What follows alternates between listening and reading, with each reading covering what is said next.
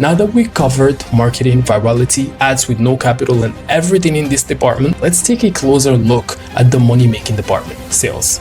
I had to learn sales the hardest possible way. I knocked doors in Canada selling door-to-door services from 7 a.m. to 10 p.m. 6 days a week. For 5 years, I've talked to tens of thousands of people, cold called thousands of businesses, and sold a variety of products and services using every single sales technique you've probably heard of.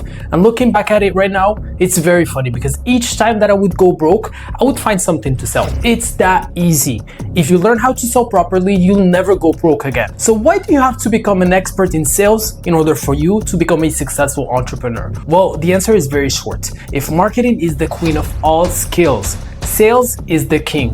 While one seduces people to take a look at what you're selling, the other imposes the idea that your product is the best invention since television. And I would say that this is arguably the single skill that turns broke people into millionaires and millionaires into billionaires, because every single entrepreneur is a salesperson. It doesn't matter how big your company is, it's always about signing deals and selling products or services. Now that we have that sorted, what is sales?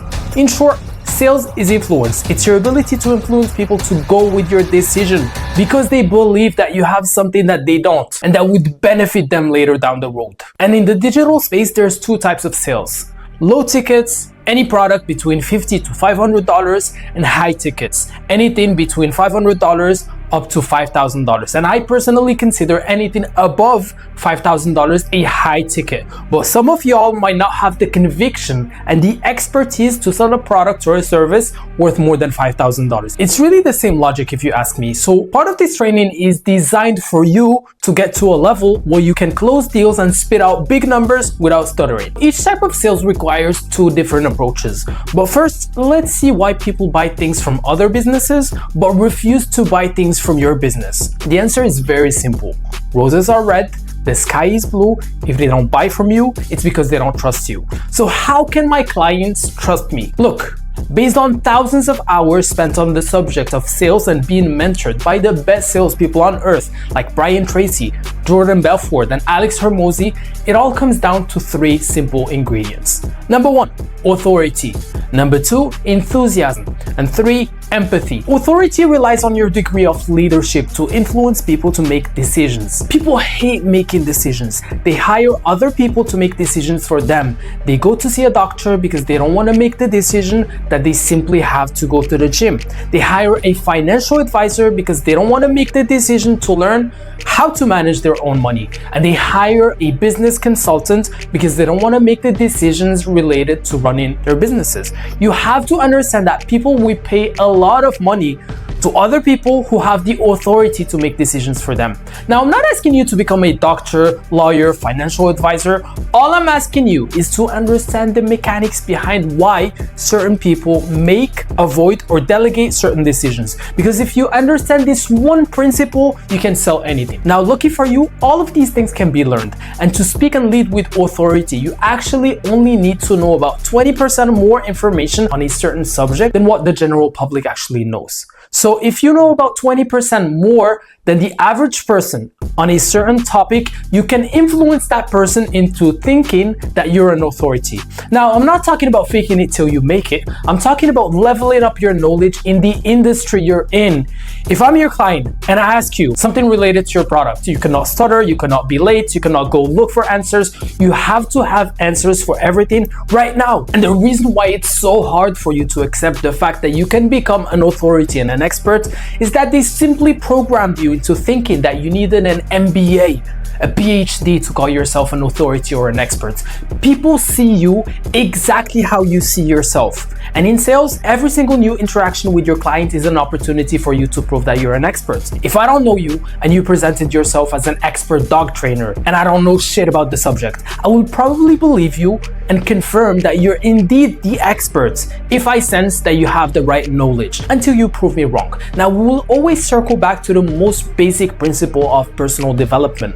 In the province of the mind, what one believes to be true either is true or becomes true. So if you think that you're not qualified to sell your products and help your clients, you certainly are not qualified. But if you walk, talk, and act with pure conviction that you are the expert and the authority in your niche, you probably are. Once again, this is not about faking it till you make it. This is about mastering the subjects related to your industry and speaking with authority.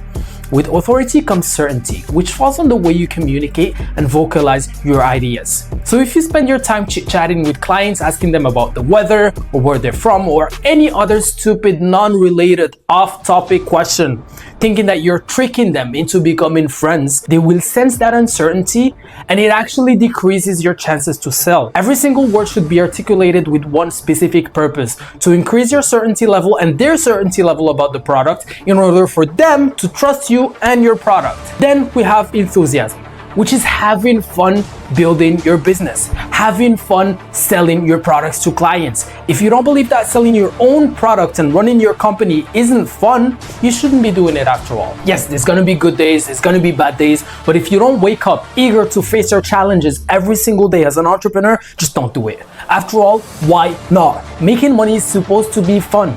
Then, on the third place, you have empathy, which is the willingness to help people by selling them something that will solve a portion of their problems. If you feel like you're screwing them up by selling them a shit product that will not solve their problems, just don't. That's not selling, that's scamming. You're shooting yourself right in the foot. The goal is to get people to spend more money in your business, and to do so and keep reselling them, you have to keep them satisfied. So as we said, there's two types of sales, and each one of them requires a specific sales model. Anything below the $500 mark requires a medium which serves as an indirect line of communication, like a website, a landing page, Gumroad, or a WAP.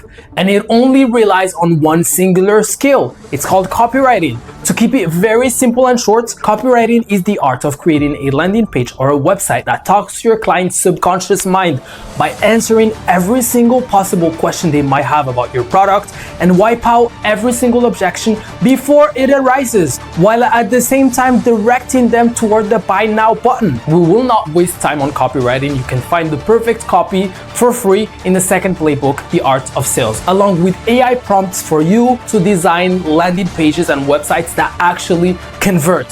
So if you're selling a low ticket priced anywhere between $50 to $500 using a website, your only goal is to maximize traffic visiting your website through short form content we've previously covered in the marketing section. The equation is very simple. Let's say you're selling a $50 product, and on that price point, a good copy converts anywhere between 2% and 3.5% of visitors. So for each 100 visits, you approximately get 2 sales. So stop worrying about likes and follows and worry about the real metrics, conversion rates, and work on optimizing them. You will find a checklist inside The Art of Sales where you can learn how to optimize your sales system. When it comes to services priced more than $500, 99% of the time you will have to use a direct communication line, either by meeting the client in person or talking to them on the phone or a Zoom call. And it's actually very simple. It doesn't need to be complicated at all. So let's say I'm selling a $2,500 AI automation service to small businesses, and that my product is AI receptionists that pick up the phone and book appointments for dental clinics and med spas. It can really be sold to any type of business. If you cannot get a virtual assistant to do this for you, you select the type of businesses you're targeting, you pick up the phone and you call them. Are you interested in AI? No. Next. Are you interested in AI? No. Next. Are you interested in AI? Yes. What are you selling? It depends. What are you looking for? Boom. Let's set up an appointment that way we can explain everything in details and make sure you understand how your business can benefit from our AI services. How does next Monday look for you? There you go. Appointment booked. And it's that simple. I used to sell AI solutions to small businesses, and this is exactly how I would book my appointments every single time. And all you have to do is to show up and close the deal. But before meeting the client, you need to prepare a presentation, which is also included in the sales playbook. Look, if you don't make money from this training in the next 7 days, you're a disgrace. That's on you. We gave you everything in AI Mafia for free. All I'm asking you is to put your head down, execute, and keep working. Once you have your professional sales presentation, you need to know exactly how to handle your objections. A trained entrepreneur knows exactly what to expect, and he's not afraid of being rejected. Because if I tell you to knock on 50 doors and that you're guaranteed to be rejected 49 times, but behind the last door, there's a client that will pay you $100,000 in cash, How fast would you fail? How fast would you run through those 49 rejections to get that one yes that matters to get your first $100,000? Change of context changes your whole perspective on doing business, and that's why I'm here for you. These sales techniques are applicable to any niche, any industry. Doesn't matter what you're selling, it's still gonna work. The most famous objections are, this is too expensive, I need to think about it, give me a couple days, let me talk to my wife or business partner and I'll get back to you. Every other objection falls into these three categories. They just rephrase them differently to politely say no. I don't trust you, I can get a better deal, or they don't really need what you're selling. And to handle these objections, Jordan Belfort, the Wolf of Wall Street, used what we call loops. And the goal is to figure out the real reason why they don't want to buy from you. Number one, it's too expensive.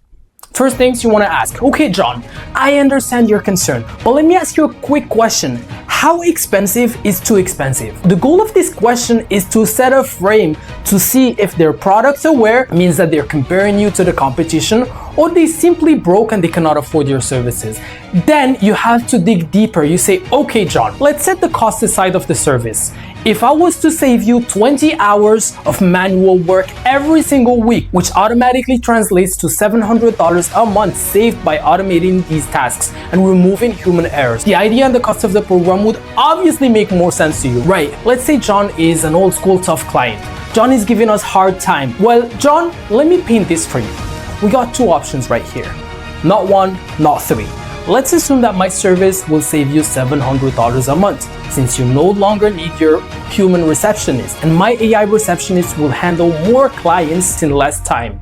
Your business would have made an additional $2,500 a month that wouldn't have been possible without my help. That's an additional $30,000 in revenue per year, and the cost of the program is only $2,500. Option B, you keep things the same way they are, not only missing on taking more clients, but wasting $700 every single month on things that can easily be automated. That's $8,400 a year down the hole. At the end of the day, you're only left with these two options. Option A, pocket $30,000. Option B, negative $8,400. Which option would obviously make more sense and logic, John? Exactly. Now, if you had the opportunity to start making money and saving money yesterday, now, or the next day, which one would you obviously pick? Yesterday, right? Now, let's get this paperwork filled and you continue with your closing script. The second objection is, I need to think about it. Give me a couple days. Okay, John, I really want you to think about it, but let me ask you an honest question. What will change in the next couple days, John? Exactly, nothing will change. Now let me tell you what will happen in the next days if I step up right now and you're still undecided. You will get back to your busy life and forget about the details and specifics of this conversation. It'll go on the back burner of your head and I will follow up with you in 24 to 48 hours, and you would have lost the urgency to act upon your gut feeling. And right now, you know exactly what you should be doing. So while I'm still here, let me know if you need any more specific information about my services so I can best help you make that decision, John. Okay, now you have forced John to give you the real reason. And if the reason is money, you go back to the first loop. These loops don't need to be set in order. It depends on the flow and the context of the conversation. The last one, I want to talk to my wife or my business partner. If you get this objection, it means that you're a beginner. It's a rookie mistake to not ask if he or she is the only decision maker at the very beginning. You have to book the appointment with the decision maker. If they're not, you ask for their significant other or business partner to be present during the meeting. Here's a $100,000 ChatGPT prompt that you can use to handle any type of objection and tweak it your own way to close more clients. And let me say this, if talking to people is not your strongest asset and you want to automate this whole sales process, I got you. And by the way, the first part of the password to access all of these resources that I keep mentioning for free, send us your country flag. Yes, just go on Telegram, click on the link below and send us your country flag. I'm organizing a worldwide tour in 2026 and I really want to know where all our AI Mafia members are from. That way we can show you a text in advance if there is any in-person AI wealth creation masterclass, and you'll be invited for free. This is my gift to you since you made it this far. And the second part of the password is going to be leaked in the next video. Now, I know what you think. how do I automate the shit out of this and start printing money as soon as possible. In the next part of the training, I will share with you for the first time in my life my $17 million AI automated business process that you can take and copy for free. See you on the other side.